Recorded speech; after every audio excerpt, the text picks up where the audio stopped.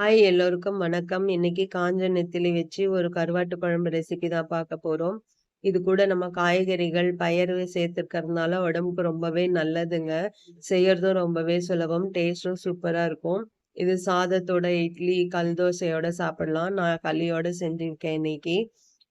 செய்யறது ரொம்பவே சுலபங்க. இது செய்யறதுக்கு 1 கப் அளவுக்கு மொச்சக்கொட்டைய ஓவர் நைட் ஊற வச்சுக்கோங்க. இப்ப இது நல்லா ஊறிருக்கு. இத ஒரு குக்கர்ல சேர்த்துட்டு, தேவையான அளவு தண்ணி சேர்த்துக்கோங்க. சேர்த்துட்டு ஒரு 4, 5 விசில் விட்டு ஸ்டீம் அடங்கட்டும்னு தொறந்து பார்க்கலாம். இப்ப நெத்திலிய ஊற வச்சுக்கணும். ஊற வச்சு வாஷ் பண்ணும்போது தான் இதுல இருக்க அழுக்கெல்லாம் நல்லா போகும். நான் ஒரு 100 கிராம் அளவுக்கு நெத்திலி எடுத்திருக்கேன். அத தண்ணீல சேர்த்து ஊற வச்சுக்கிறேன். ஒரு நெல்லிக்காய் சைஸ் அளவுக்கு புளி சேர்த்துக்கோங்க. இத தண்ணி சேர்த்து கொஞ்சம் வாஷ் பண்ணிட்டு, மறுபடியும் தண்ணி ஊத்தி ஊற வச்சுருங்க. இப்ப பாருங்க மொச்சக்கொட்டை நல்லா வெந்து வந்திருக்கு. இந்த ஸ்டேஜ்ல கேஸ் ஆஃப் பண்ணிட்டு இறக்கி வச்சுருங்க. இப்போ ஒரு 10 பல் அளவுக்கு பூண்டு எடுத்துக்கோங்க. இத நல்லா தட்டி எடுத்துக்கோங்க. நம்ம அரைச்சு சேர்க்கிறத விட இது மாரி தட்டி சேர்க்கும்போது வாசனையா சூப்பரா இருக்குங்க. இப்ப அடுப்புல ஒரு சட்டி வச்சு சூடுபடுத்திட்டு, அதில 2 டேபிள் ஸ்பூன் அளவுக்கு நல்லெண்ணெய் சேர்த்துக்கோங்க. சேர்த்துட்டு 1/4 டீஸ்பூன் கடுகு, 1/4 டீஸ்பூன் சீரகம், கொஞ்சமா உளுத்த பருப்பு, கொஞ்சமா வெந்தயம் சேர்த்துக்கோங்க. இது கூடவே நான் வெங்காய வடகமும் சேர்த்துருக்கேன்.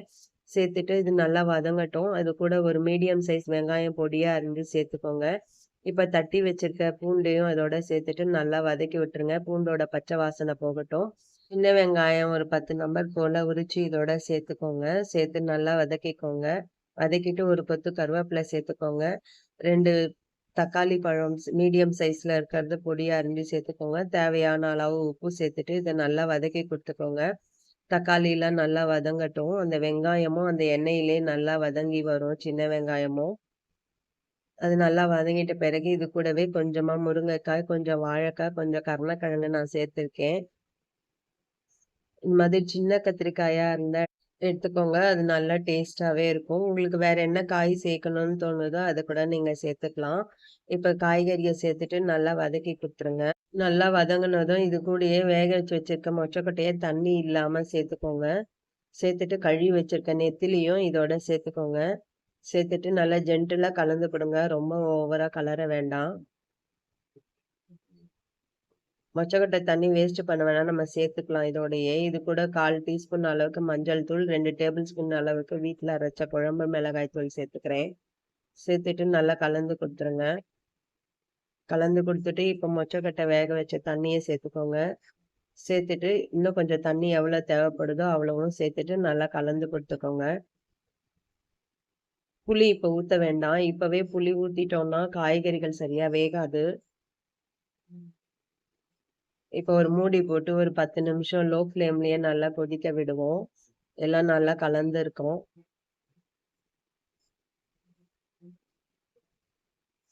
10 நிமிஷம் ஆகிருச்சு. இப்ப நல்லா கொதிச்சிருக்கு பாருங்க. இப்ப காய்கறிகள் வெந்திருக்கான்னு பார்த்துக்கலாம். முருங்கைக்காய் மத்த காய்கறி சீக்கிரமா வெந்துரும். முருங்கைக்காய செக் பண்ணி பார்த்துக்கலாம் வெந்திருக்கான்னு. நல்லா வெந்து வந்திருக்கு. இந்த ஸ்டேஜ்ல நம்ம கரைச்சு வச்சிருக்க புளி தண்ணிய சேர்த்துக்கலாம். சேர்த்துட்டு இப்ப நமக்கு வேணும்னா உப்பு, காரம் என்ன தண்ணி வேணுமா எல்லாமே இந்த ஸ்டேஜ்ல அட்ஜஸ்ட் பண்ணிட்டு மறுபடியும் மூடிட்டு ஒரு லோ ஃப்ளேம்லயே வச்சு ஒரு 10 நிமிஷம் குக் பண்ணிக்கோங்க. இப்ப பாருங்க எல்லாம் நல்லா வெந்து ஒண்ணு சேர வந்திருக்கு.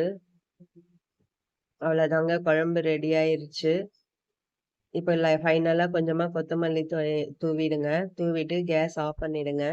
ஆஃப் பண்ணிட்டு மூடி வச்சுருங்க. மூடிய முழுசா மூடாம கொஞ்சம் பாதி தொறந்து வச்ச மாதிரி மூடுங்க.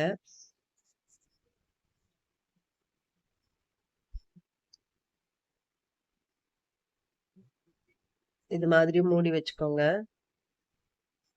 அவ்வளோதான் சூப்பரான கருவாட்டு குழம்பு ரெடியா இருக்கு பாருங்க.